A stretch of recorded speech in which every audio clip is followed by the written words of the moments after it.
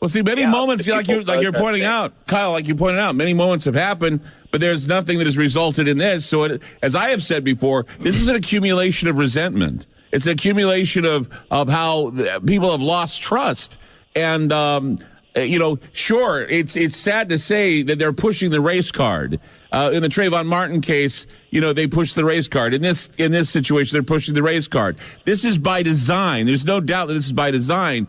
But the problem is that there were so many other laws and so many other, in fact, Mike had brought up tonight that the police officers in Ferguson, when he was there, were breaking the law by conspiring to, now what was it, Mike? Tell Kyle. It's called Title 18, Section 241 of the U.S. Criminal Code. It's called conspiracy against rights. It's when two or more people conspire to deny anybody their civil rights, any of your civil rights.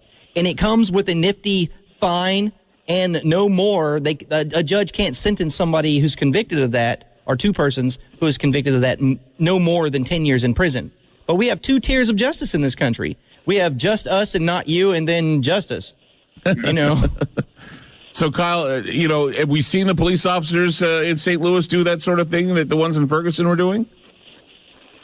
Well, there's a lot of evidence right away. I mean, the police officers were arresting the media initially. The police officers have been recorded shouting things like, "Get back, you animals."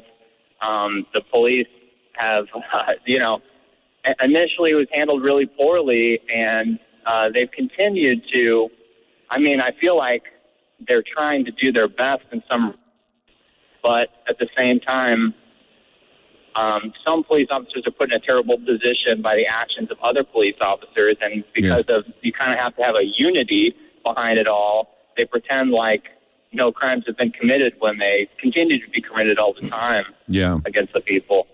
So in these types of situations, we see both police and citizens committing crimes. And it's just an all-out, it's like a war. They drop law, rules of engagement don't matter at this point, and we see both the people and the police officers acting unlawfully.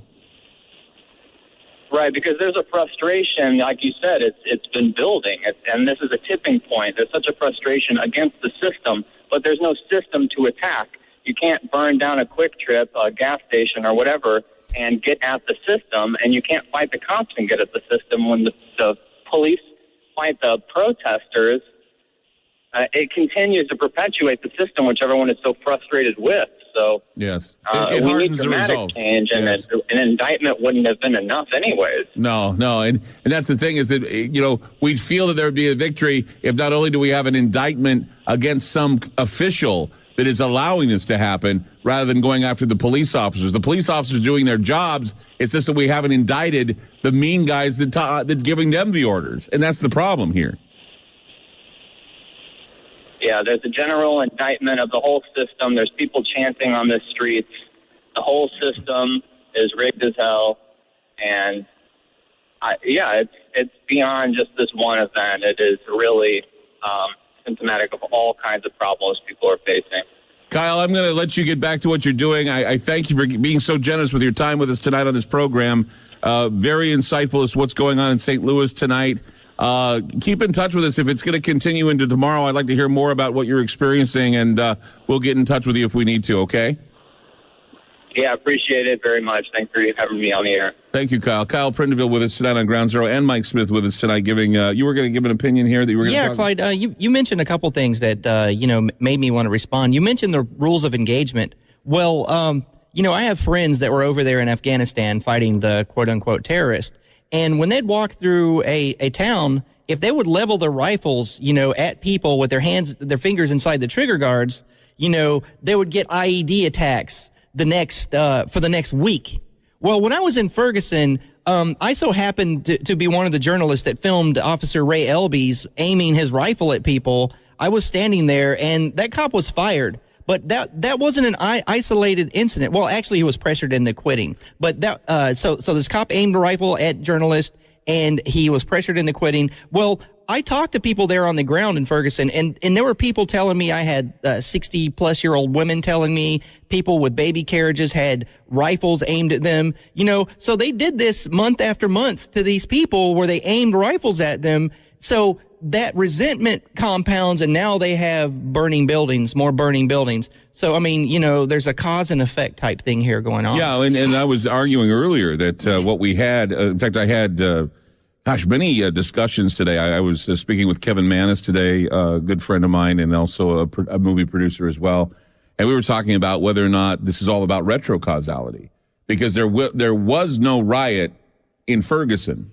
However, the media was telling us that there will be, or there is a riot even before the fires and the riots and the gas and everything was released, even before the decision was made. Sure. As Kyle had said, even before the decision was made, they knew because the media was setting it all up for it, saying, be ready, be ready, be ready. And finally, when it happened, they were all ready to go. Because that sells a lot of car ads and a lot of, tampons and a lot of Cheetos. You know, I mean, you know, if it bleeds, it leads. And there's a attachment to fear and money that's driving the media. I mean, that's part of it. That's part of the equation. It's not the whole nutshell, but that's part of it. Yeah. You know. So what we're seeing is we're seeing a media-driven circus based on anger that was sparked by a allegedly racial motivated crime against a young man. But was it a crime? No, because the police officer was not indicted. So people are ticked off, but they're also ticked off at the accumulation of being held at gunpoint, being under the gun all the time, and frightened. And so now this is their rebellion.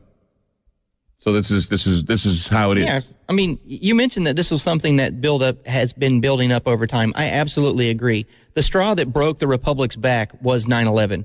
That was the last nail in the coffin, and now we're just kind of rotting. You know, okay. The entire dialectic that politicians used to communicate with the people post 9/11 was what I can do for you. Now it's protecting you from external enemies. So our entire government predicates everything it does on protecting us from external enemies. So that's the new paradigm. Fear, fear, fear. It's exactly what it seems like out there if you're looking at the images tonight from Ferguson. Chaos tonight following the Ferguson announcement where they did not indict the police officer who shot Michael Brown.